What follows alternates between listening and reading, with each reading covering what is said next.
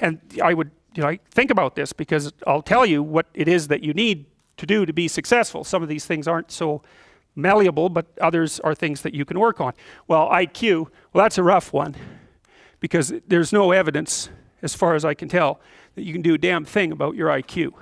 I was just reading a paper by Dan Simon today. It's a relatively recent review. Dan Simon did the invisible gorilla stuff, and he was looking, because there's all these companies that claim that these online brain training exercises can produce cognitive improvements, and he reviewed the literature again. And I've reviewed that literature like 6 times in the last 15 years, because I keep hoping that someone will crack the problem, but it's always the same answer. It's like, you do brain training games, you get better at the game, a lot better at that game. You get slightly better at similar games, but distal games that are still heavily cognitively loaded doesn't affect your performance at all. Zero, none.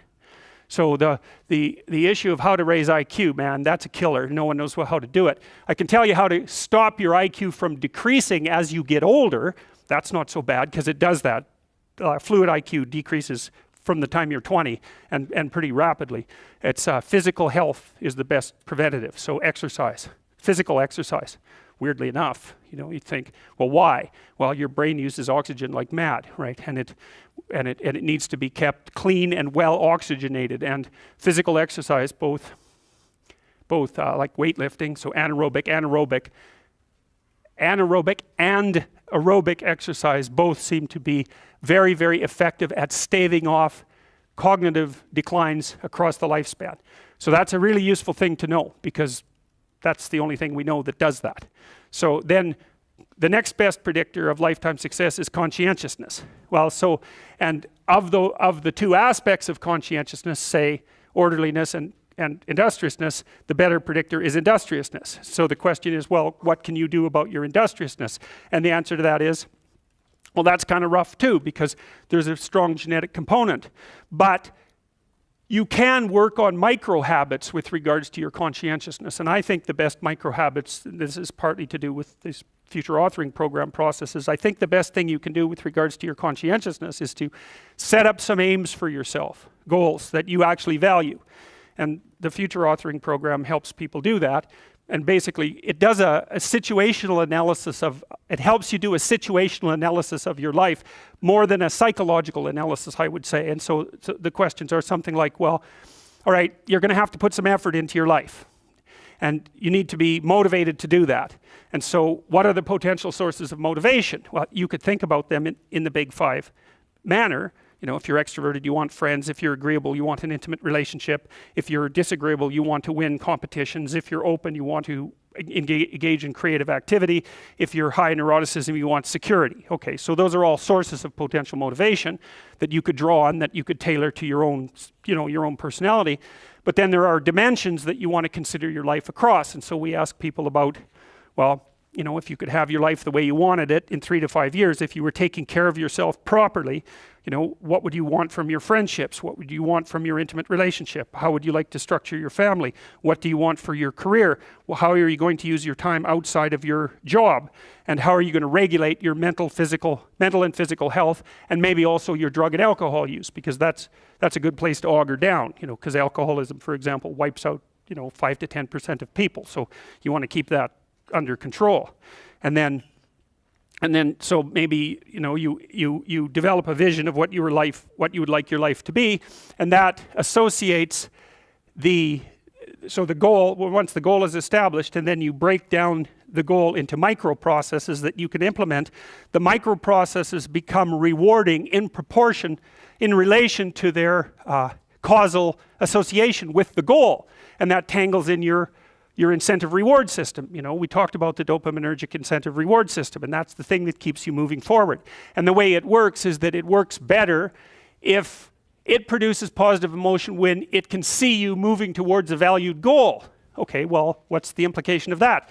Better have a valued goal, because otherwise you can't get any positive motivation working out. And so the more valuable the goal, in principle, the more the micro processes associated with that goal start to take on a positive charge. And so what that means is, well, you get up in the morning and you're excited about the day, you're ready to go. And so as far as I can tell, what you do is you specify your long-term ideal. Maybe you also specify a place you want to stay the hell away from, so that you're terrified to fail as well as excited about succeeding, because that's also useful. You specify your goal.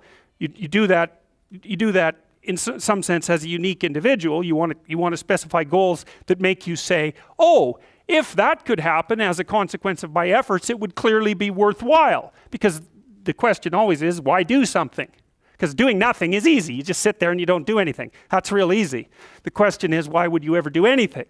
And the answer to that has to be because you've determined by some means that it's worthwhile. And then the next question might be, well, where should you look for worthwhile things? And one would be, well, you could consult your own temperament. And the other would be, well, you kind of look at what it is that people accrue that's valuable across the lifespan. So you do a structural analysis of the subcomponents of human existence, and I already did that. You need a family, you need friends. Like, you don't need to have all these things, but you better have most of them. Family, friends, career, educational goals, plans for, time outside of work, attention to your mental and physical health, etc. That's what life is about. And if you don't have any of those things, well, then all you've got left is misery and suffering. So that's a bad deal for you. So once you set up that goal structure, let's say, and that's really in many ways that's what you should be doing at university. That's exactly what you should be doing, is trying to figure out who it is that you're trying to be, right? And you aim at that, and then you use everything you learn as a means of building that person that you want to be. And I really mean want to be. I don't mean should be, even those things are going to overlap. And it's important to distinguish between those, because that's partly, and this is back down to the micro-routine analysis. So if I was saying, well, you're going to try to make yourself more industrious. Okay, number one, specify your damn goals, because how are you going to hit something if you don't know what it is? That isn't going to happen. And often people won't specify their goals too, because they don't like to specify conditions for failure. So if you keep yourself all vague and foggy, which is real easy, because that's just a matter of not doing as well, then you don't know when you fail. And people might say, well, I really don't want to know when I fail because that's painful. So I'll keep myself blind about when I fail. That's fine, except you'll fail all the time then. You just won't know it until you've failed so badly that you're done. And that can easily happen by the time you're 40. So I would recommend that you don't let that happen. So that's willful blindness, right? You could have known, but you chose not to. Okay, so once you get your goal structure set up, you think, okay, if I could have this life, it looks like that might be worth living, despite the fact that it's going to be, anxiety provoking and threatening, and there's going to be some suffering and loss involved and all of that. Obviously, the goal is to have a vision for your life such that, all things considered, that justifies your effort. Okay, so then what do? Well, then you turn down to the micro routines. It's like, okay, well, this is what I'm aiming for. How does that instantiate itself day to day, week to week, month to month? And that's where something like a schedule can be unbelievably useful. Google Calendar. It's like, make a damn schedule and stick to it. Okay, so what's the rule with the schedule? It's not a bloody prison. That's the first thing that people do wrong. They say, well, I don't like to follow a schedule. Well, it's like, well, what kind of schedule are you setting up? Well, I have to do this, then I have to do this, then I have to do this, and then I just go play video games, because who wants to do all these things that I have to do? It's like, wrong.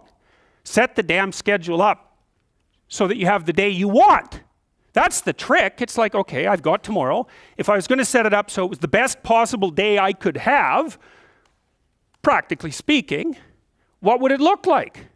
Well, then you schedule that. And obviously there's a bit of responsibility that's going to go along with that, because if you have any sense, one of the things that you're going to insist upon is that at the end of the day, you're not in worse shape than you were than at the beginning of the day, right? Because that's a stupid day.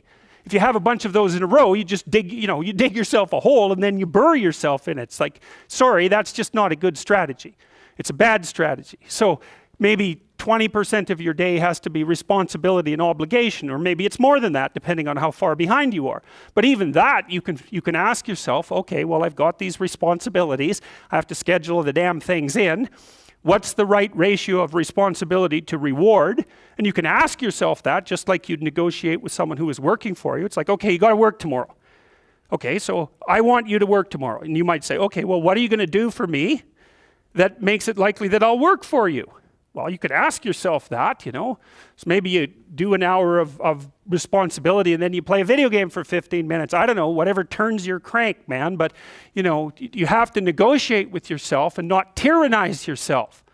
Like you're negotiating with someone that you care for, that you would like to be productive and have a good life. And that's how you make the schedule. It's like, and then you look at the day and you think, well, if I had that day, that'd be good. Great. You know, and you're useless and horrible, so you'll probably only hit it with about 70% accuracy, but that beats the hell out of 0, right? And if you hit it even with 50% accuracy, another rule is, well, aim for 51% the next week, or 50.5% for God's sake, or because you're going to hit that position where things start to loop back positively and spiral you upward. And so that's one way that you can work on your conscientiousness, is plan a life you'd like to have. And you do that partly by referring to social norms. That's more or less rescuing your father from the belly of the whale. But the other way you do that is by having a little conversation with yourself about, as if you don't really know who you are, because you know what you're like. You won't do what you're told. You won't do what you tell yourself to do. You must have noticed that. It's like you're a bad employee and a worse boss. And both of those work, you know, for you. You don't know what you want to do, and then when you tell yourself what to do, you don't do it anyways. You should fire yourself and find someone else to be. But